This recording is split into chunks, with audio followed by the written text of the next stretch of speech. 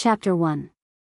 Olivia Bennett pressed her cheek against the smudged window of the crosstown bus, observing the scenery shift from upscale cafes and designer boutiques to laundromats and convenience stores.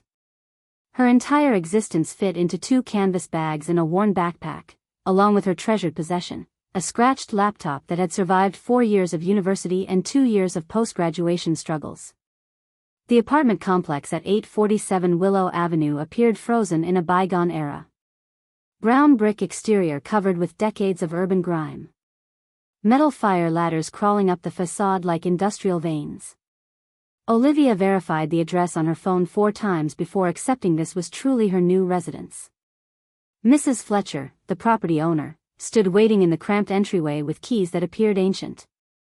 She was a woman approaching her mid-70s with ash blonde hair twisted into a severe bun and penetrating eyes that seemed to pierce through facades.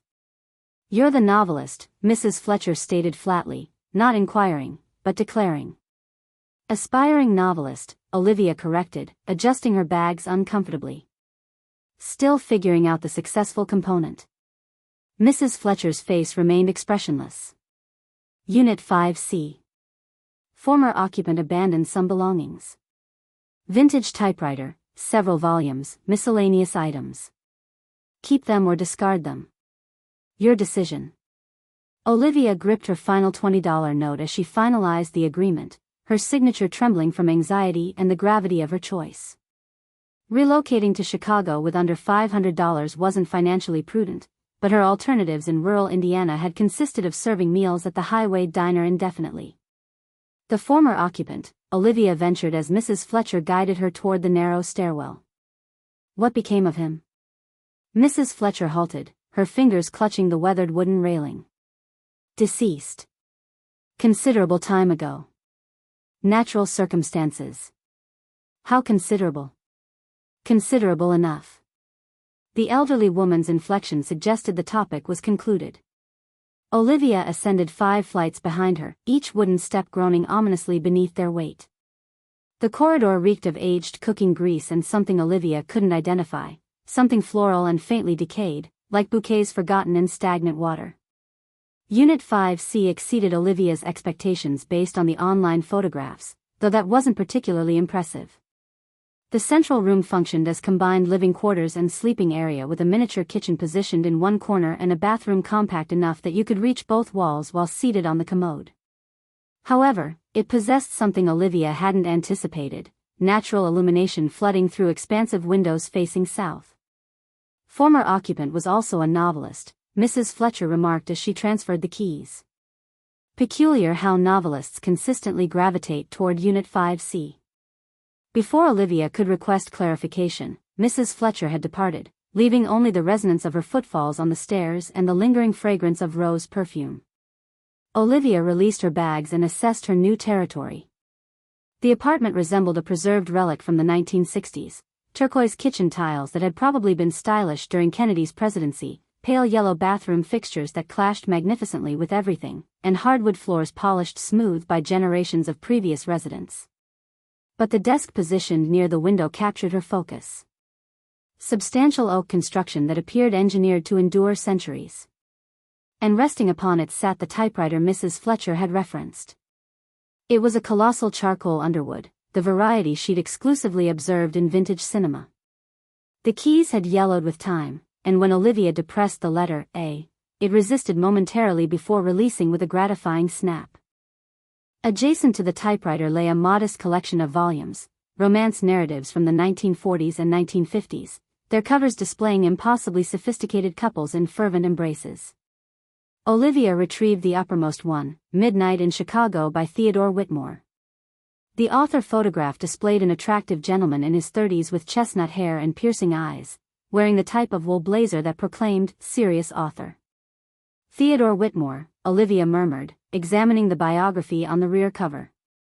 Born 1918, graduated from Northwestern University, author of 13 best-selling romance narratives. The biography concluded abruptly with no reference to his death or subsequent works. Olivia devoted the remainder of the day to unpacking her minimal possessions and attempting to transform the space into a home. She suspended her limited wardrobe in the closet, which retained wire hangers from a cleaning establishment that had presumably closed before her birth. She organized her toiletries in the pale yellow bathroom and positioned her laptop on the desk beside the typewriter. As twilight descended, Olivia sat at the desk with instant noodles, confronting the empty document on her laptop display. She'd been developing the identical novel for 2 years, a contemporary romance concerning a young woman inheriting her grandmother's antiquarian bookshop. But the narrative felt hollow, artificial. Every character sounded indistinguishable. Every emotion felt manufactured. "Perhaps I'm simply inadequate for this," she informed the vacant apartment. The typewriter appeared to dominate beside her laptop, a testament to more confident eras when writers assaulted the keys with conviction, when every strike created a permanent impression on the page. Olivia traced her fingers across the keys, envisioning the stories this mechanism had narrated. Exhausted from relocating and emotionally depleted from another day of self-questioning, Olivia collapsed at the desk with her head cushioned on her arms, her laptop still humming quietly beside her. She awakened to sunlight penetrating through the windows and something that made her pulse accelerate: 3 new pages of text on her laptop screen. Not merely any text, brilliant, lyrical prose that captured precisely what she'd been attempting to express about her protagonist's emotional trajectory, but with an elegance and profundity she'd never achieved in her own composition. Rebecca stood in the deserted bookshop, dust particles dancing in the afternoon illumination, memories rendered visible. She could almost detect her grandmother's voice resonating among the silent shelves, murmuring the stories that had shaped both their existences. This establishment was more than timber and paper. It was the repository of aspirations, the sanctuary where fractured hearts arrived to mend, and solitary souls discovered their companions. She comprehended now why her grandmother had never liquidated, never progressed. Certain things merited preservation, even when the world surrounding them transformed. Olivia read the passage 3 times, her hands trembling slightly. The writing style differed from her own, more formal, with a vintage quality reminiscent of the romance novel stacked beside the typewriter. But it integrated perfectly with her story, capturing the emotional core she'd been struggling to articulate. "Did I compose this?" she whispered to the empty apartment. The only response was the gentle hum of her laptop and the distant sound of traffic from the street below. Chapter 2. Olivia devoted that first complete day in the apartment researching both her novel and her mysterious midnight inspiration. She convinced herself she must have composed those pages in a semi-conscious trance state, that stress and exhaustion had unlocked some hidden reservoir of creativity. It was the only rational explanation. But rational explanations became increasingly difficult to maintain when she discovered her coffee mug relocated from the kitchen counter to the typewriter desk, positioned on a neat stack of typing paper that definitely hadn't existed the previous evening. A single crimson rose lay across the typewriter keys, its petals fresh with morning dew despite the fact that the nearest flower vendor was 7 blocks distant. Olivia retrieved the rose, rotating it in her hands. It was genuine. She could detect its sweet fragrance, feel the slight prick of thorns along the stem. But from where had it originated? She invested the day writing, or attempting to write. Every few moments, her eyes would drift to the rose, now residing in a water glass beside her laptop. The 3 mysterious pages haunted her thoughts. They were undeniably excellent, superior to anything she'd written previously, but they also felt foreign, like wearing garments tailored for someone else. That evening, Olivia decided to conduct an experiment. She positioned a sheet of paper in the typewriter and retired early, though she remained awake for hours listening to every creak and settling sound in the aged building. Somewhere around midnight, she finally drifted off. She awakened to the sound of typing. Soft, rhythmic clicks resonated through the apartment. Olivia sat upright in bed, her heart pounding, and peered around the partition separating the sleeping area from the main room. The typewriter was functioning autonomously, keys depressing and the carriage returning with mechanical precision. But there was no one occupying the desk. Olivia crept closer, afraid to breathe too audibly. The typing ceased abruptly, leaving behind a profound silence. On the paper was a single line: "Don't be frightened, dear. I intend no harm." "Oh God," Olivia whispered, retreating from the desk. "Oh God. Oh God. Oh God." The typewriter dinged once, a cheerful sound that seemed completely incongruous with the situation. Olivia grabbed her phone and considered calling. Who? The authorities? Yes, officer. I'd like to report a haunted typewriter. A priest? Her mother? Her therapist from university who'd told her she possessed an overactive imagination? Instead, she found herself approaching the typewriter again, drawn by a mixture of terror and curiosity. She extracted the paper and read the message again. The typing was precise and neat, the kind of perfect alignment that resulted from years of practice. Who are you? Olivia asked the empty room. Slowly, carefully, she inserted a fresh sheet of paper into the typewriter. Nothing occurred for several minutes. Then gradually, the keys began to move. My name is Theodore Whitmore. I believe you discovered my books. Olivia's knees weakened. She collapsed into the chair facing the typewriter, staring at the impossible message. You're deceased, she said aloud. I researched you. You died in 1959. A minor inconvenience appeared on the paper. I hope you don't mind the company. Despite her fear, Olivia almost smiled. There was something charming about a ghost with a sense of humor. Are you the one who composed those pages on my laptop? Guilty as charged. I hope you don't mind the liberty. Your story possesses such potential, but it required a touch of refinement. Olivia felt a flicker of indignation. Refinement? Please don't take offense. You possess talent. Genuine talent. But you're restraining yourself, being excessively cautious. Writing isn't about being safe. It's about bearing your soul on the page. Olivia stared at the typewriter, attempting to process the situation. She was conducting a conversation with a deceased romance novelist. This was either the most elaborate hallucination in history or her life had just become infinitely more complicated. Why are you here? She asked. I mean, shouldn't you be somewhere else? The typing paused for an extended moment. When it resumed, the letters seemed heavier, more deliberate. I died at this desk, you know. Heart attack. Discovered slumped over the keys 3 days later. I was developing what I thought would be my masterpiece, the soul's final dance. Never completed it. I'm sorry, Olivia said softly. Don't be. I've had 66 years to reconcile with it. But I never departed, never progressed. This apartment, this desk, this typewriter, they're my anchors to the world. And occasionally, someone relocates here who reminds me why I loved writing in the first place. There have been others. A few over the years. Most don't remain long. They discover excuses to leave, strange noises, cold spots, the general sense that they're not alone. But you're different. You perceive possibilities instead of problems. Olivia wasn't certain if that was a compliment or a character flaw. What do you want from me? To write again. To feel that electricity that comes from creating something beautiful. You have stories to tell, Olivia Bennett, and I have experience to share. We could help each other. The proposition was insane. Collaborating with a ghost violated every law of physics and common sense.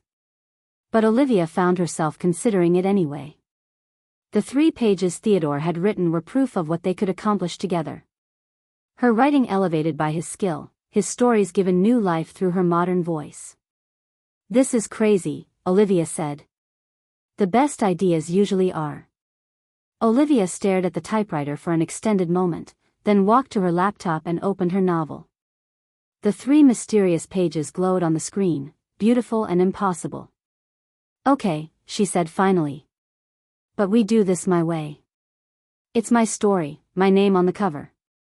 You're the consultant. Agreed. Though I reserve the right to make suggestions. Fair enough. Olivia returned to the typewriter. How does this work exactly? Do you only manifest at night? I'm always here, dear, but I can only manifest physically in the hours between midnight and dawn. During the day, I'm more of a presence. I can read over your shoulder, influence small things, a coffee cup here, a rose there, but I can't type or speak. The rose. That was you. I wanted you to know you weren't alone. This apartment has been empty for too long. It needs life in it, stories being told. Olivia looked around the apartment with new eyes. It wasn't just her home now.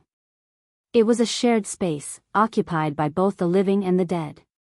One more thing, she said. What happened to your unfinished novel? The Soul's Final Dance? The typewriter was silent for several minutes.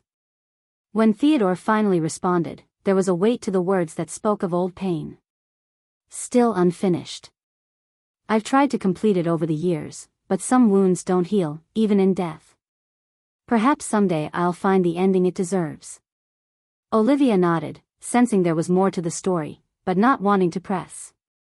They had time to learn each other's secrets. Well then, Theodore Whitmore, she said, I guess we're roommates. I prefer writing partners. It sounds more professional. Olivia laughed despite herself. Writing partners it is. Now, about your story. What exactly did I mean by holding back? Chapter 3. Over the subsequent weeks, Olivia and Theodore cultivated an unconventional yet remarkably productive working arrangement. During daylight hours, Olivia would compose at her laptop while Theodore's presence lingered nearby, an almost tangible sensation of someone observing over her shoulder. Occasionally, she'd discover subtle alterations in her environment, her coffee mug repositioned to a sunnier location on the desk, reference volumes left open to particularly valuable pages, or fresh flowers materializing mysteriously on the windowsill. But it was during the midnight hours that their genuine collaboration flourished. Theodore would examine her day's work and provide suggestions, his fingers navigating across the typewriter keys with the confidence of someone who had invested decades perfecting his craft. Your dialogue is advancing, he typed one evening after reviewing a particularly emotional scene. But remember, people don't always articulate what they mean. Sometimes the most significant conversations transpire in the spaces between words. Can you demonstrate what you mean? Olivia asked, settling into the chair across from the typewriter. Theodore's response was to reconstruct her scene entirely, transforming a straightforward argument between her protagonist and romantic interest into a layered conversation abundant with subtext and unspoken yearning. Where Olivia had written direct emotional declarations, Theodore crafted exchanges that revealed character through what remained unsaid. That's brilliant, Olivia breathed, reviewing the revised pages. How do you accomplish that? Years of practice, dear, and heartbreak. Nothing instructs a writer about human nature quite like experiencing your own heart shattered. Olivia sensed another story there, but Theodore seemed to withdraw whenever the conversation turned excessively personal. Instead, he concentrated on her work with the dedication of a master craftsman polishing a promising apprentice's efforts. Your heroine requires more passion, he typed during their third week together. She's too accommodating, too willing to accept what others determine is optimal for her. Make her fight for what she desires. But I want her to be appealing, Olivia protested. Appealing is tedious. Passionate is memorable. A woman who comprehends her own mind and isn't afraid to articulate it, now that's a heroine worth reading about. Under Theodore's guidance, Olivia's protagonist, Rebecca, evolved from a passive recipient of her grandmother's legacy into an active agent of her own destiny. She didn't merely inherit the bookstore, she fought for it, defended it against developers, and transformed it into something uniquely her own. The transformations in Olivia's writing were dramatic. Her prose became more elegant, her characters more complex, and her understanding of narrative structure deepened with each night's lesson. But more than technical improvements, Theodore was teaching her to write fearlessly. Don't apologize for feeling deeply, he typed after Olivia had hesitated over a particularly emotional passage. Readers don't acquire romance novels because they want to feel nothing. They want to experience the complete spectrum of human emotion, love, loss, desire, heartbreak. Grant them that gift. Olivia found herself opening up on the page in ways she'd never dared before. She wrote about longing and disappointment, about the way love could transform ordinary moments into something magical, about the courage it required to risk everything for a chance at happiness. I never knew I could write like this, Olivia confessed one night, staring at pages that seemed to glow with emotion. You always could. You simply needed permission to stop hiding. By the conclusion of their first month together, Olivia and Theodore had completed not just her original novel, but had begun work on a second story, this one a collaboration from the ground up. Theodore would suggest scenarios and character types from his decades of experience, while Olivia brought contemporary sensibilities and fresh perspectives to classic romantic situations. What if we narrated the story of a woman who inherits her great-aunt's bridal boutique? Theodore proposed one night. But she discovers that some of the gowns are enchanted, not maliciously, but they compel the wearer to find their true love within a year. That's actually brilliant, Olivia said, already perceiving the possibilities. Magical realism meets contemporary romance. We could explore different love stories through each gown. Exactly. Each dress narrates its own story, but our protagonist's journey connects them all. They worked through the night, Theodore typing plot outlines while Olivia sketched character arcs on her laptop. Their styles were different but complementary, Theodore's classical romanticism balanced by Olivia's modern voice, his understanding of timeless themes enhanced by her insight into contemporary relationships. As dawn approached, Theodore always became more subdued, his typing slower and more contemplative. I should let you sleep, he would type, though Olivia sensed he was reluctant to end their sessions. I'm not tired, Olivia would protest, though her eyes were heavy with exhaustion. You need your rest. The living requires sleep, and I require solitude to process the day's work. Olivia began to understand that Theodore's existence between midnight and dawn was intense but limited. He poured all his creative energy into those few hours, making them as productive as possible before retreating into whatever liminal space he occupied during daylight. One morning, Olivia woke to find a gift beside her laptop, a first-edition copy of Midnight in Chicago, Theodore's most famous work, inscribed in his own handwriting, to Olivia, may you always write with courage. Your devoted collaborator, Theodore. Inside the front cover was a photograph Olivia hadn't seen before, Theodore at his typewriter, younger than in his author photos, captured in the act of creation with an expression of pure concentration. But what made Olivia's breath catch was the setting. It was this apartment, this desk, the same window behind him that now framed her own writing space. You really lived here, she whispered to the empty room. That evening, emboldened by the gift, Olivia asked the question that had been haunting her. Theodore, why did you never marry? Your novels are so passionate, so understanding of love. Surely someone who could write about romance so beautifully must have experienced it. The typewriter was silent for so long that Olivia wondered if she'd offended him. When he finally responded, the words came slowly, as if each letter required effort. I loved once. Deeply, completely, foolishly. Her name was Anastasia Sterling. She was an actress, brilliant and beautiful and completely out of my league. We met at a literary gala in 1957. I was already established as a writer, but she made me feel like a stammering schoolboy. Olivia waited, sensing there was more. We had 6 months together. 6 perfect, impossible months. She inspired my best work. The Soul's Final Dance was written for her, about her. But she was ambitious, and I was just a romance novelist. When she was offered a contract in Los Angeles, she chose her career over our love. I'm sorry, Olivia said softly. Don't be.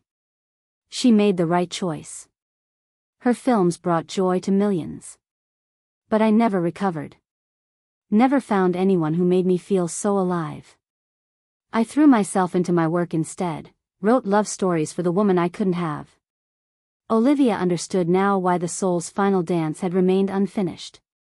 How do you write the ending to a love story when your own heart is broken? But enough melancholy, Theodore typed, his usual energy returning. We have work to do. Your protagonist in the bridal boutique needs a compelling reason to resist love before she can embrace it. Perhaps she's been hurt before. Olivia recognized the deflection but allowed it. Everyone, even ghosts, deserved their privacy. Instead, she focused on the story they were building together, this impossible collaboration between past and present, between a romance writer whose heart had been broken 66 years ago and a young woman just beginning to understand the power of her own voice. What she didn't realize was that Theodore's interest in her work was beginning to evolve into something more personal, something that would complicate their partnership in ways neither of them anticipated. Chapter 4. 3 months into her residency at Unit 5C, Olivia's transformed manuscripts began attracting serious attention. The query letter she'd sent to 20 literary agents, written with Theodore's input and polished to perfection, had generated responses that made her hands shake as she read them. "Dear Miss Bennett," Olivia read aloud to the empty apartment, "your novel demonstrates a sophisticated understanding of character development and emotional depth that's rare in contemporary fiction. I would be delighted to represent your work." She was holding offers from 3 different agencies, each more prestigious than the last. "Told You So" appeared on the typewriter that evening when Theodore materialized for their nightly session. "I can't believe this is happening," Olivia said, still clutching the email she'd printed out. "6 months ago, I couldn't even get a form rejection letter. You were writing to be safe then. Now you're writing to be read." Olivia had chosen to work with Sterling Literary Group, primarily because their letter had been the most enthusiastic, but also because something about agent Marcus Drake's approach had resonated with her. His email had mentioned specific passages from her novel, analyzing her use of symbolism and character growth with an insight that matched Theodore's own critical eye. Their first meeting was scheduled for the following Tuesday at a coffee shop in downtown Chicago. Olivia had never been so nervous about a professional meeting in her life. "What if he doesn't like me in person?" she asked Theodore the night before. "What if the chemistry was just on paper?" "Confidence, dear. You're not auditioning for his approval. He's already given that. You're interviewing him to see if he understands your vision." The coffee shop Marcus had chosen was exactly the kind of place Olivia had imagined literary deals were made: exposed brick walls, mismatched vintage furniture, and the kind of serious-looking patrons who might have been working on the great American novel or might have been checking social media. It was impossible to tell the difference. Olivia arrived 10 minutes early and claimed a corner table, spreading her materials nervously while checking her reflection in the window. She'd chosen her outfit carefully, professional enough to be taken seriously, creative enough to suggest artistic temperament. Marcus Drake turned out to be younger than Olivia had expected, probably in his early 30s, with the kind of effortless style that suggested he'd either been born with good taste or had an excellent personal shopper. Auburn hair, sharp-featured face, and eyes that seemed to take in everything at once. He was the kind of man Olivia had always found intimidating, confident, successful, completely comfortable in the urban landscape that still felt foreign to her small-town sensibilities. "Olivia Bennett," he said, extending his hand as he approached her table. "I have to tell you, I've been looking forward to this meeting all week." "Really?" Olivia felt heat rise in her cheeks and immediately cursed her tendency to blush at the slightest provocation. "Absolutely. Your manuscript kept me up until 3 in the morning. I couldn't put it down." As Marcus talked about her novel, analyzing character arcs, discussing market potential, outlining his strategy for submissions, Olivia found herself relaxing despite her initial nerves. He clearly understood her work on a deep level, catching nuances and themes that even she hadn't fully recognized. "There's something about your writing voice," Marcus said, leaning forward with enthusiasm. "It's contemporary, but with this classic romanticism that's absolutely captivating. It reminds me of the great romance writers of the 1950s, but updated for modern sensibilities. Where does that influence come from?" Olivia nearly choked on her latte. "Oh, I've always been drawn to vintage literature. Golden age of romance and all that."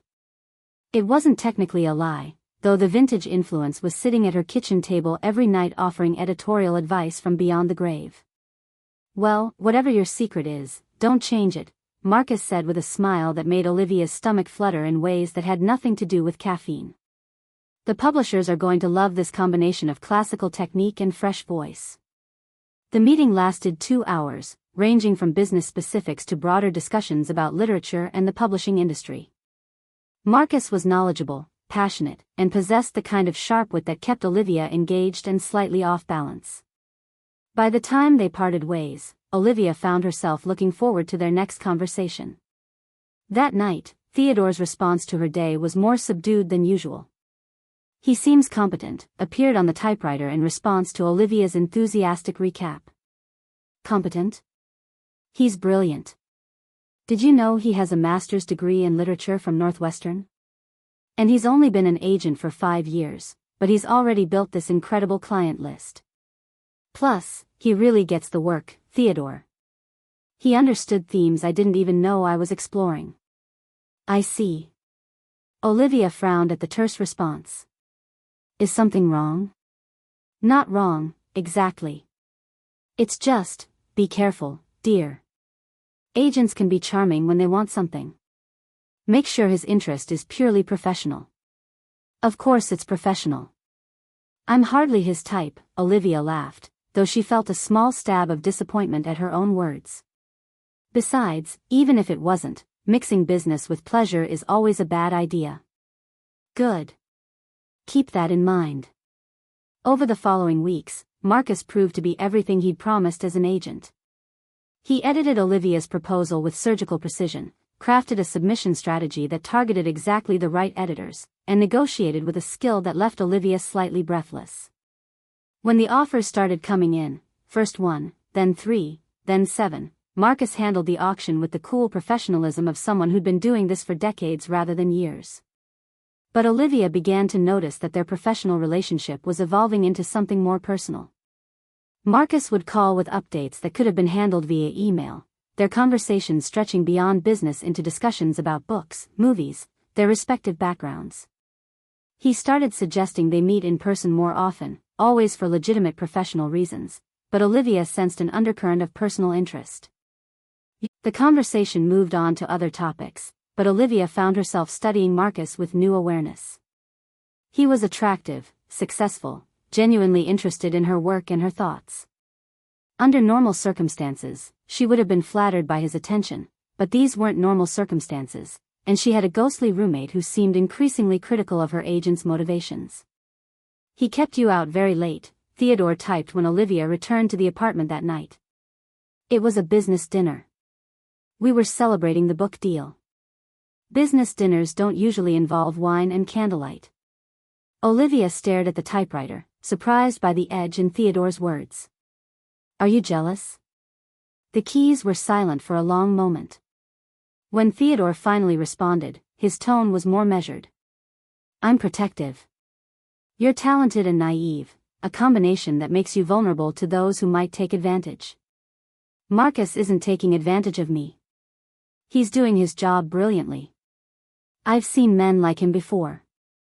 Charming, successful, used to getting what they want. Just be careful, Olivia. Don't let personal feelings compromise your professional judgment." Olivia wanted to argue, but something in Theodore's words gave her pause. Was Marcus's interest purely professional? And more importantly, was her own response to his attention clouding her judgment about their working relationship? "Even if you're right," she said finally, "it's my mistake to make. Of course. I'm simply offering the perspective of someone who's observed human nature for longer than you've been alive." There was something almost paternal in Theodore's concern, which should have been comforting but instead felt slightly suffocating. Olivia was 26 years old and perfectly capable of managing her own romantic life. "Thank you very much." But as she prepared for bed that night, she couldn't shake the feeling that her partnership with Theodore was entering new territory that might prove more complicated than either of them had anticipated. Chapter 5. Olivia's professional success brought unexpected complications to her unconventional living situation. With a substantial book advance, she could afford a better apartment, but the thought of leaving Unit 5C, and Theodore, filled her with unexpected anxiety. "I could find a place with actual bedroom walls," she mused aloud one evening, scrolling through apartment listings on her laptop. "Maybe even a dishwasher." "You could," Theodore typed that night, though his response seemed carefully neutral. "Though I'd miss our collaboration." The simple statement carried more weight than its words suggested. Olivia realized that Theodore's existence was tied to this apartment, this desk, this typewriter. If she left, she'd be abandoning him to solitude again. "I'm not going anywhere," she said firmly. "This is home now." Besides, we're just getting started. Their second novel, The Story of the Enchanted Bridal Gowns, was coming together beautifully. Olivia had never written with such confidence or creativity. But the success of their partnership was becoming complicated by factors neither of them had anticipated. Marcus Drake was one of those factors. His professional interest in Olivia's work had definitely evolved into personal interest, though he maintained plausible deniability about his intentions. He found reasons to meet in person more frequently, always with legitimate business justifications, but increasingly in settings that felt more like dates than professional meetings. "I think we should discuss your next project," he said during a phone call that came at 8 on a Friday evening. "Are you free for dinner tomorrow? I know this great little place in Lincoln Park." Olivia found herself saying yes before she'd fully considered the implications. Marcus was attractive, successful, and genuinely enthusiastic about her work. He represented everything she'd thought she wanted in a partner, someone who understood her ambitions, who moved in the literary circles she hoped to join. But that night, Theodore's response to her plans was decidedly cool. "Another business dinner?" He typed, the words appearing on the page with unusual force. "We need to discuss the next book. Marcus has some ideas about positioning it in the market." "I see. And these marketing discussions require intimate restaurant settings." Olivia stared at the typewriter, surprised by Theodore's tone. "Are you questioning my professionalism?" "I'm questioning his." The conversation escalated from there, with Theodore expressing concerns about Marcus's motivations while Olivia defended her right to manage her own career and personal relationships. It was their first real argument, and it revealed tensions that had been building beneath the surface of their collaboration. "You don't understand modern dating," Olivia typed on her laptop, too frustrated to speak aloud. "Professional and personal relationships are more fluid now. We're collaborators first, but that doesn't mean we can't be friends." "Friends," Theodore responded on the typewriter. "Is that what you're calling it?" Olivia felt her cheeks burn. "Even if it's more than friendship, that's my choice to make. I'm not asking for your permission." "Of course not. You're a modern woman, perfectly capable of making your own mistakes." "Mistakes?" "Experience has taught me to recognize when someone is being manipulated. Your Mr. Drake is very skilled at making his personal interests seem professional, his pursuit feel like partnership." Olivia slammed her laptop shut. "You're jealous." The typewriter was silent for a long moment. When Theodore finally responded, his words were carefully measured. "Perhaps I am, but not in the way you think." "Then explain it to me." "I've been alone in this apartment for 66 years, Olivia. Then you arrived, and suddenly I remembered what it felt like to create something meaningful with another person. I've watched you grow as a writer, seen you discover your own voice. The thought of losing you to someone who might not appreciate what you offer."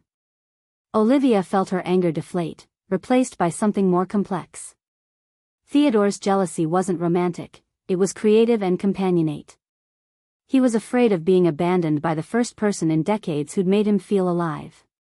"Theodore," she said softly, "our partnership isn't going anywhere. Even if something develops between us, that doesn't change what we've built together. Doesn't it? When you're building a life with someone living, someone who can hold your hand and take you to dinner and give you everything I never can, will you still want to spend your nights writing with a ghost?" The vulnerability in those words made Olivia's throat tight. She'd been so focused on the practical aspects of their collaboration that she hadn't considered the emotional toll it might take on Theodore to watch her build relationships he could never be part of. "Yes," she said firmly. "Our work together means everything to me. You've made me the writer I always wanted to be. For now. But people change, priorities shift. You're young and talented and beautiful. You deserve a full life, not half a life shared with the dead." Olivia wanted to argue, but something in Theodore's tone suggested the conversation was over. When she tried to type more questions, the typewriter remained still. The next evening, her dinner with Marcus confirmed some of Theodore's concerns while dispelling others. Marcus was indeed interested in her personally, he made that clear within the first 20 minutes, but he was also genuinely committed to her career success. I hope you don't think this is inappropriate, he said over appetizers, but I have to tell you, I find you incredibly attractive. Not just your writing, though that's remarkable, but you. Your perspective, your humor, the way you see the world. Olivia felt that familiar flush of heat in her cheeks. Marcus. I know. Agent-client relationships can get complicated. But I think we have something special here, professionally and personally. I'd like to explore both possibilities, if you're interested. He was being honest about his intentions, which Olivia appreciated, and she was interested. Marcus was everything she'd thought she wanted in a romantic partner. But Theodore's warnings echoed in her mind, making her more cautious than she might have been otherwise. I'm interested, she said carefully. But you're right about the complications. Maybe we should take things slowly, see how it develops. Marcus's smile was warm and patient. Absolutely. I respect that. I just wanted you to know where I stood. The evening was lovely, good food, stimulating conversation, and the kind of intellectual connection Olivia had always craved. Marcus was well-read, funny, and genuinely interested in her thoughts about everything from contemporary literature to city politics. By the time he walked her back to her apartment building, Olivia was feeling cautiously optimistic about the possibilities. I had a wonderful time, she said as they paused outside her building. So did I. Maybe next week we can do something less business-oriented. There's a new exhibit at the Art Institute I'd love to see with someone who appreciates good storytelling. Olivia agreed, and Marcus leaned in to kiss her goodnight, a brief, gentle kiss that left her feeling slightly dizzy and definitely interested in more. But when she reached her apartment, Theodore's presence felt noticeably different. The typewriter sat silent on the desk, and despite the late hour, no ghostly fingers moved across the keys. Theodore, Olivia called softly. Are you here? No response. Olivia tried typing a message on her laptop. Are you angry with me? Still nothing. She went to bed feeling unsettled, uncertain whether Theodore's silence was a temporary withdrawal or something more permanent.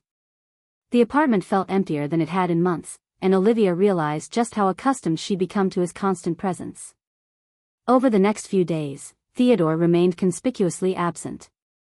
The typewriter sat untouched, no flowers appeared on the windowsill, and Olivia's coffee mug stayed exactly where she left it. She tried writing alone, but the words felt hollow without Theodore's guidance and encouragement. Marcus called frequently, their relationship developing naturally into something beyond professional courtesy. They went to the art exhibit, had dinner at a Thai restaurant in Wicker Park, spent an afternoon browsing bookstores in Andersonville. He was attentive, romantic, and everything Olivia had thought she wanted. But something was missing.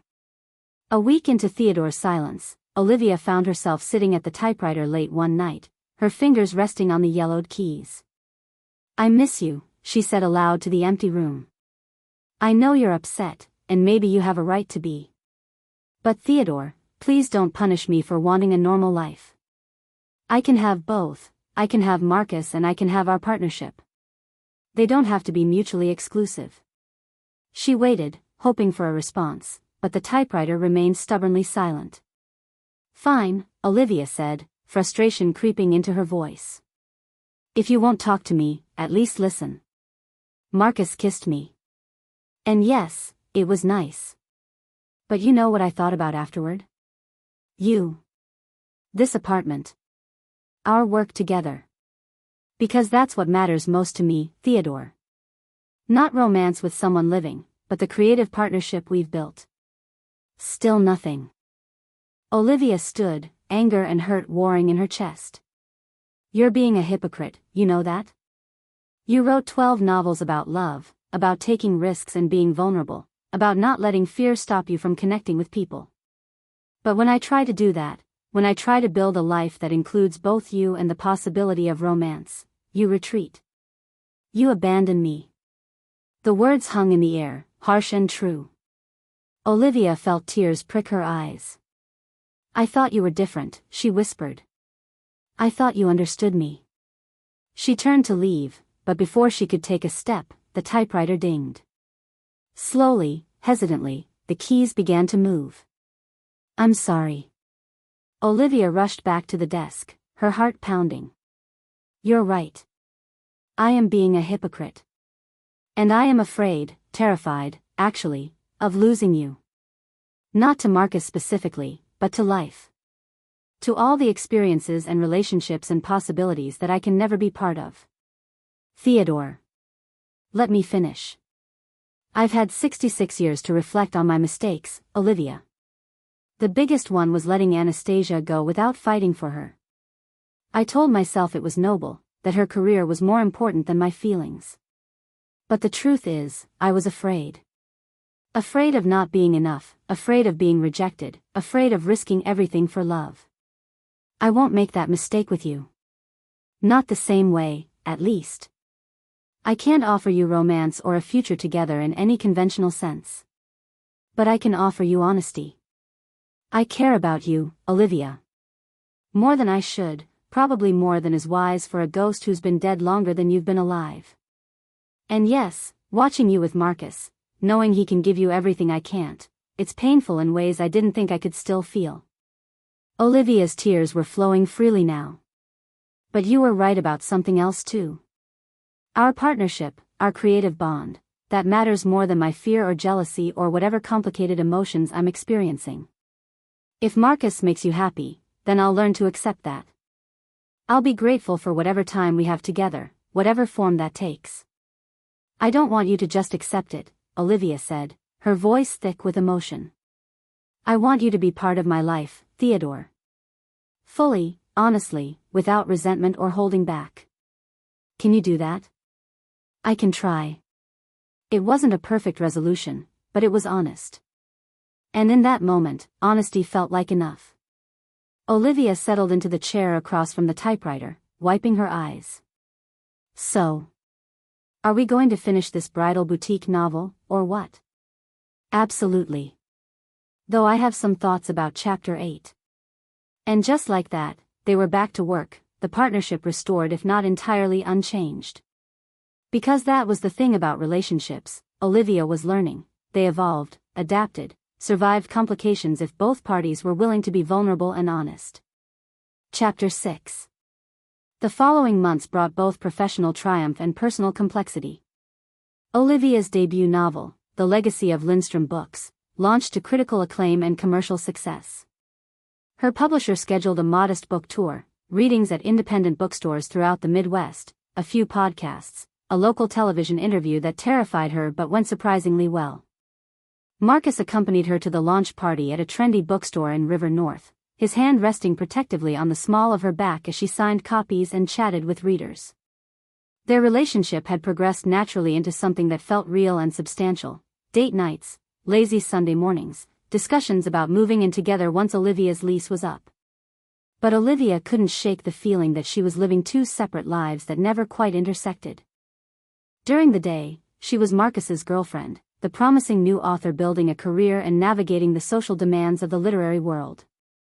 At night, she was Theodore's writing partner, the creative collaborator who spent midnight hours crafting stories that blended his classical sensibilities with her contemporary voice. Theodore kept his promise to accept her relationship with Marcus, but Olivia could sense the strain it placed on him. His typing would become more terse when she mentioned Marcus's name, and he had a habit of changing the subject whenever their conversations veered toward her personal life. How was the launch? Theodore asked one night, though Olivia suspected he'd observed the entire event from his daytime vantage point. Overwhelming, Olivia admitted, settling at the desk with a cup of chamomile tea. I signed 87 books. 87. And people actually wanted to talk about the characters, about specific scenes. One woman cried when discussing Rebecca's relationship with her grandmother. That's the power of honest storytelling. You moved her. We moved her, Olivia corrected. This success belongs to both of us, Theodore. I appreciate the sentiment, but the readers don't know I exist. This is your triumph, Olivia. Own it. Olivia frowned. Does it bother you? That you can't take credit? The typewriter was silent for a moment. Sometimes. But I've had my moment in the spotlight. 12 novels, respectable sales, literary acclaim. I'm at peace with working behind the scenes now. Besides, watching you succeed, knowing I played a small part in that, it's its own reward. Not a small part. An essential part. If you say so. The conversation moved on to their work in progress, but Olivia couldn't shake the feeling that Theodore was holding something back, some deeper dissatisfaction that went beyond mere questions of credit. Her relationship with Marcus continued to deepen, though not without its complications. He was attentive and supportive, genuinely excited about her success. But he also had strong opinions about her career direction, and those opinions didn't always align with Theodore's guidance. I think you should consider writing something darker for your second book, Marcus said over dinner one evening. The wedding dress concept is charming, but the market is shifting toward more complex, grittier romance. Psychological thrillers with romantic elements, that sort of thing. Olivia shifted uncomfortably. But the wedding dress story is already half written. And it's some of my best work. I'm not saying abandon it entirely. Just put it aside for now and focus on something with broader commercial appeal. Trust me, Olivia. I know this market. That night, when Olivia relayed Marcus's suggestion to Theodore, his response was immediate and forceful. Absolutely not. He makes a good point about market trends. Market trends are fickle. Good storytelling is eternal. We've poured months into this novel, Olivia.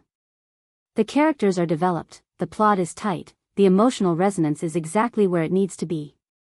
Abandoning it now would be a betrayal of the work. But what if Marcus is right? What if a darker story would sell better? Since when do you care more about sales than craft? We write stories that matter, that touch readers' hearts. Not whatever happens to be trending on social media this week. Olivia felt caught between two voices she trusted, two different visions of her career. Marcus represented practical business sense and industry knowledge. Theodore represented artistic integrity and creative instinct. Both had valid points, but they were fundamentally incompatible. I need to think about this, she said finally. Of course.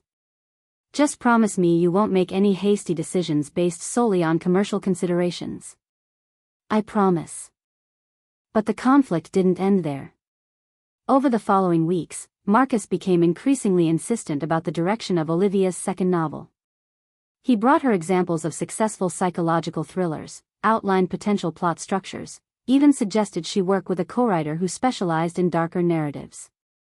Theodore, meanwhile, doubled down on their current project, producing some of his most beautiful work yet. Chapters poured out of him during their midnight sessions, lyrical, emotionally rich, exactly the kind of romance that had made him famous decades earlier. Olivia found herself torn not just between two creative directions, but between two relationships that were becoming increasingly at odds. The tension came to a head one evening when Marcus visited her apartment for the first time. Olivia had managed to avoid having him over for months, making excuses about the space being too small or too messy. But when he insisted on dropping off some publishing contracts that needed her signature, she couldn't put him off any longer. This is quaint, Marcus said, surveying Unit 5C with barely disguised skepticism. You know, with your advance, you could afford something much nicer. I like it here, Olivia said defensively. It has character. It has outdated plumbing and probably asbestos in the walls. Marcus walked over to the desk, his gaze landing on the typewriter. This is interesting. Vintage Underwood? Does it work? Don't touch that. Olivia said sharply, then immediately softened her tone. Sorry, it's delicate. And kind of sentimental to me. Marcus raised his eyebrows. Okay. Noted. He handed her the contracts, and as Olivia reviewed them at the desk, she became acutely aware of Theodore's presence in the room. She couldn't see him, couldn't prove he was there, but she knew. And the atmosphere felt charged with an uncomfortable energy, two men, one living and one dead, occupying the same space and competing for her attention. Marcus lingered after she signed the contracts, clearly hoping to spend more time together. But Olivia found herself subtly steering him toward the door, uncomfortable with having him in her creative sanctuary. After he left, she waited until midnight, then approached the typewriter. "That was awkward," she said aloud. "Indeed," Theodore typed. "He doesn't understand you, Olivia. He sees your success, your potential market value, but he doesn't see the artist. That's not fair. Marcus cares about my career. He cares about his commission." "Theodore. I apologize. That was uncharitable. But Olivia, can't you see what's happening? He's trying to change your voice, to mold you into something more commercially viable. That's not support, that's management." Olivia wanted to argue, but she couldn't quite find the words. Because on some level, Theodore was right. Marcus did see her primarily through a commercial lens. He loved her success, her potential, her growing reputation. But did he love her work the way Theodore did? Did he understand the craft and care that went into every sentence? "I don't know what to do," she admitted. "Follow your instincts. You're a brilliant writer, Olivia. You don't need me or Marcus or anyone else to tell you what stories to write. Listen to your own voice." It was good advice, but it didn't resolve her fundamental dilemma: how to reconcile a relationship with a living, breathing man who wanted a normal future with her, and a partnership with a ghost who understood her creative soul in ways no one else ever had. The answer came from an unexpected source. One afternoon, while researching at the Chicago Public Library, Olivia stumbled across an archived article from 1959. "Prominent romance novelist Theodore Whitmore dies at 41, the headline read. She'd known the basic facts of Theodore's death, but reading the obituary provided new details. He'd died alone in his apartment, his unfinished manuscript still in the typewriter. According to the article, he'd been engaged to actress Anastasia Sterling at the time of his death, but she'd broken off the engagement just weeks before to pursue her Hollywood career. What caught Olivia's attention, though, was a quote from Anastasia included in the article. "Theodore was a brilliant writer and a kind soul, but he couldn't see beyond his own fear. He loved me, I believe that, but he loved his work more. He wouldn't leave Chicago, wouldn't consider coming to California with me. In the end, I had to choose between waiting for him to change and building the life I wanted. I chose myself." Olivia stared at the words, understanding clicking into place. Theodore's version of events, that Anastasia had chosen Hollywood over their love, wasn't the complete story. He'd chosen his comfort zone over her, his fear of change over their relationship. And then he'd spent 66 years regretting it and building a narrative where he was the abandoned victim rather than an equal participant in their breakup. That night, Olivia brought up the article with Theodore. "I found something today," she said, placing a photocopy of the obituary on the desk. "About you and Anastasia." The typewriter was silent for a long moment. "I see. You told me she chose Hollywood over you. But according to this, you refused to go with her. You made her choose. It wasn't that simple. Then explain it to me." The keys moved slowly, reluctantly. "She wanted me to give up everything, my life here, my career, my home, to follow her to California. I couldn't do that, Olivia. My publisher was here, my writing community, everything I'd built. I asked her to stay, to build a life with me in Chicago. She refused. We were at an impasse. So you both chose your careers over the relationship." "I suppose we did. But I was willing to compromise, to find a middle ground." "She wanted all or nothing. Did you? Or did you just say you were willing to compromise while secretly hoping she'd change her mind and stay?" The typewriter remained still. "Theodore, I think you're doing the same thing with me that you did with Anastasia. You say you accept my relationship with Marcus, but really you're waiting for me to realize he's not right for me. You're hoping I'll choose you, choose our partnership, this apartment, our midnight writing sessions, over building a full life with someone living. That's not. Isn't it? Be honest." When Theodore finally responded, his typing was slow and deliberate. "Perhaps you're right. Perhaps I am repeating old patterns. But Olivia, what do you expect from me? I'm dead. I can't grow or change or offer you anything beyond what we already have. This. The keys struck harder, more forcefully. Is all I am. A ghost tied to a typewriter, living vicariously through your success. If that's not enough, if Marcus can give you more, then maybe you should choose him. Maybe I've been selfish keeping you here. Olivia felt tears prick her eyes. That's not what I'm saying. I don't want to choose between you. But Theodore, you need to be honest about your limitations. You can't be my romantic partner, and you can't expect me to prioritize our creative collaboration over every other relationship in my life. That's not fair to me or to Marcus. You're right. You're absolutely right. So what do we do? I think, Theodore typed slowly, that I need to let you go. What? No. Not permanently. But you need space to build your life without my interference. Finish the wedding dress novel on your own. Decide what direction you want your career to take without my opinions clouding your judgment. Build your relationship with Marcus without feeling guilty about leaving me alone. Theodore. I'll still be here. I'm always here. But I won't manifest anymore, won't type messages or leave roses or move your coffee cup. I'll be what I should have been from the beginning, a silent presence, a guardian spirit, not an active participant in your life. I don't want that, Olivia said, her voice breaking. I don't want to lose you. You're not losing me. You're just graduating. Moving on to what comes next. And I'm incredibly proud of you, Olivia. You've become the writer you were meant to be. Because of you. No. Because of your own talent and courage and willingness to take risks. I just gave you permission to embrace what was already there. The typewriter dinged one final time, a sound of farewell. Goodbye, dear Olivia. Write beautifully. Live fully. Don't spend your life haunted by ghosts, literal or metaphorical. And then, silence. Olivia sat at the desk for hours, waiting for another message that never came. When dawn broke, she finally understood that Theodore had meant what he said.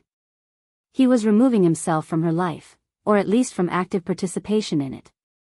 It felt like a death, even though he'd been dead all along. Epilogue, 2 years later. Olivia stood in the window of her new apartment in Lincoln Park, watching snow fall softly over the city. It was a beautiful space, 2 bedrooms, modern kitchen, exposed brick walls that Marcus had helped her choose. Everything she'd once dreamed of. On her desk sat her laptop and a stack of advance copies of her 4th novel. The Enchanted Bridal Boutique had finally been published after she'd spent 2 years revising and perfecting it on her own. The reviews were glowing, sales were strong, and her publisher was already talking about her next project. Marcus had proposed 3 months ago. They were planning a summer wedding. Everything in Olivia's life was exactly as it should be. So why did she feel like something essential was missing? She'd kept the lease on Unit 5C, telling Marcus it was a financial decision. Why give up rent-controlled housing in case they needed a backup? But the truth was she couldn't bring herself to leave it entirely. She visited once a week, sitting at the old desk, running her fingers over the typewriter keys, hoping for some sign that Theodore was still there. He never gave her one. Tonight was her final visit before officially giving up the lease. Marcus had been patient, but he'd finally put his foot down about paying rent on an apartment she never stayed in. It was time to let go. Olivia took a cab to Willow Avenue, climbed the familiar 5 flights of stairs, and let herself into Unit 5C one last time. The apartment looked exactly as she'd left it, frozen in time, just like Theodore himself. She sat at the desk, her hands resting on the typewriter. "I'm getting married," she said aloud. "Marcus is a good man. He loves me, supports my career. We're going to be happy together." She waited, hoping against hope for a response. The typewriter remained silent. "I finished our novel. The Enchanted Bridal Boutique. It's beautiful, Theodore.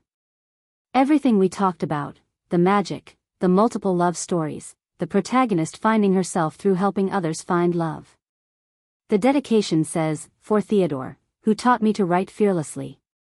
I hope you know that. I hope you're proud. Still nothing. Olivia felt tears spill down her cheeks. I miss you. I miss our midnight sessions, your sarcastic comments, your old-fashioned romanticism. I miss having someone who understood the work the way you did. Marcus loves me, but he doesn't love my words. Not the way you did. She stood, preparing to leave for the last time. But as she reached the door, she heard it, a soft, familiar ding from the typewriter. Olivia rushed back to the desk. On the paper was a single line. Don't marry him. Her heart stopped. What? The keys moved again, faster now, as if Theodore had been waiting 2 years to say this. Don't marry Marcus. He's a fine man, but he's not the right man. You know it. I know you know it. Theodore. Olivia's voice trembled. You've been visiting this apartment every week for 2 years. Not because of rent control, but because this is where your heart is. Where your art is. Where you feel most yourself. But I can't spend my life with a ghost, Olivia whispered. No, you can't. But you also can't spend your life with someone who doesn't see the real you. Marcus loves your success. He loves the idea of you. But does he love the woman who sits at a typewriter at midnight, pouring her soul onto the page? Does he understand what that costs you, what it gives you? Olivia sank into the chair, her carefully constructed life crumbling around her. Then what do I do? You live authentically. You write the stories only you can write. You find someone who loves both versions of you, the successful author and the struggling artist.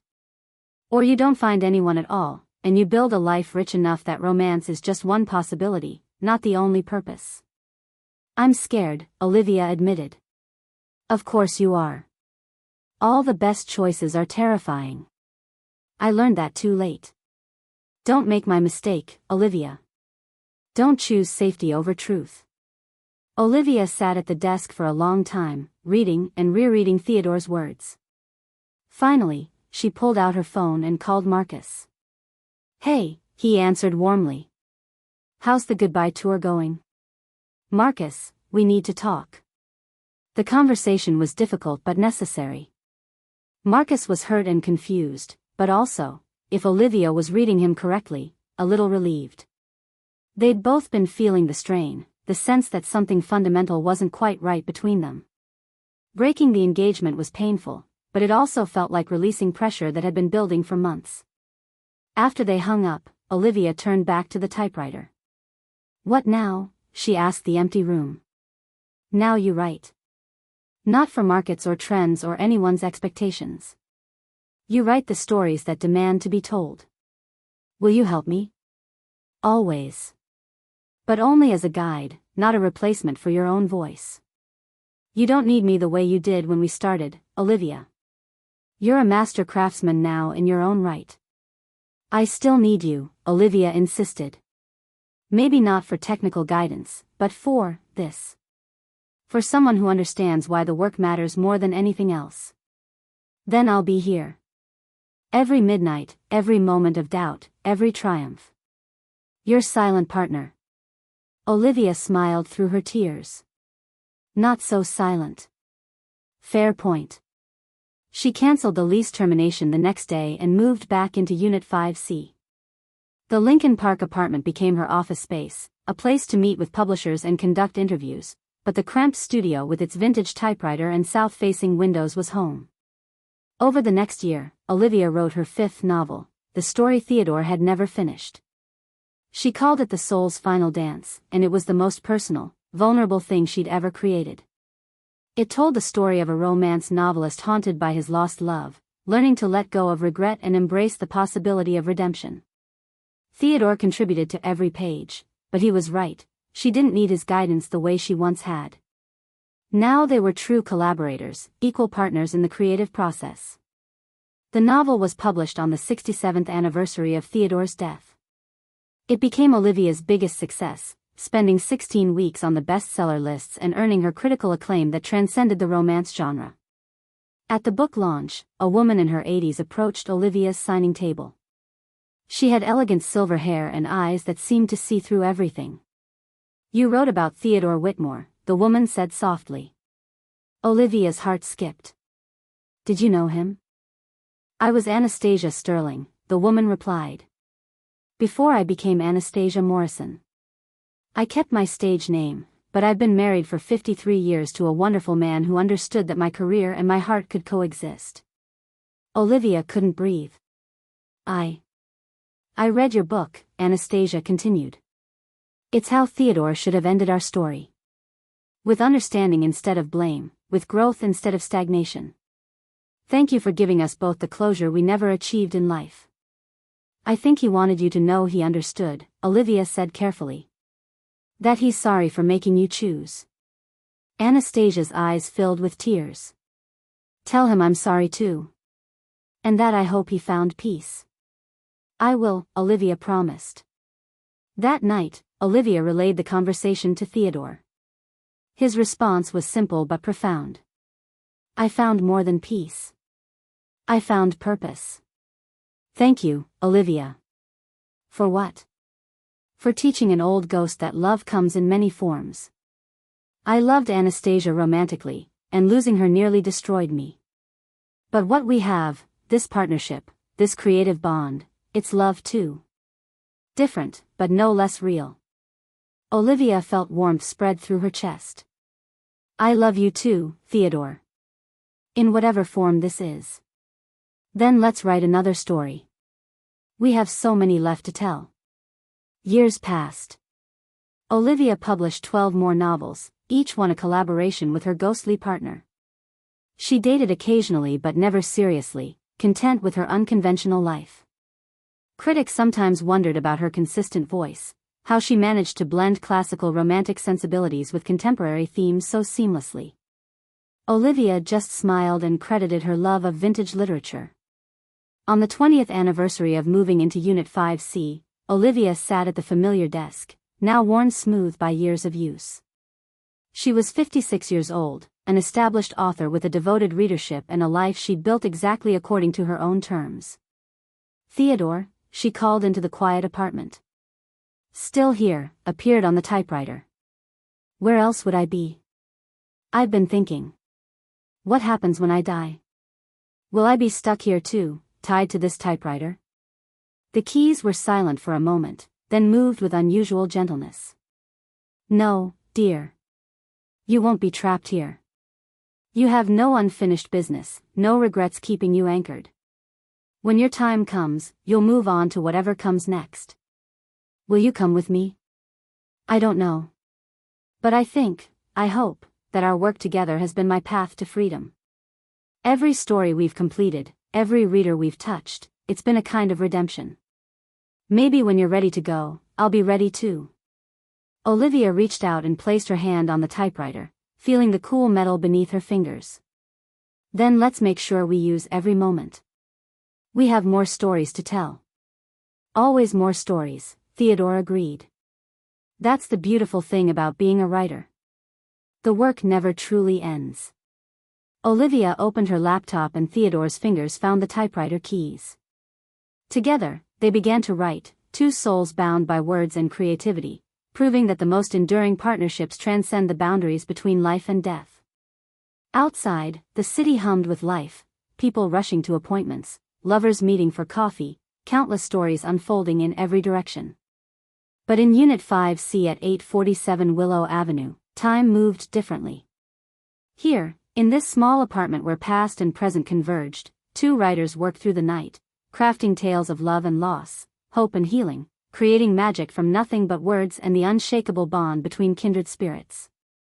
And somewhere in the spaces between the typed letters, between the pauses and the line breaks, between the questions and the answers, was everything that mattered: the courage to be authentic, the strength to choose passion over convention, and the profound truth that the most important relationships in life are the ones that help us become who we were always meant to be.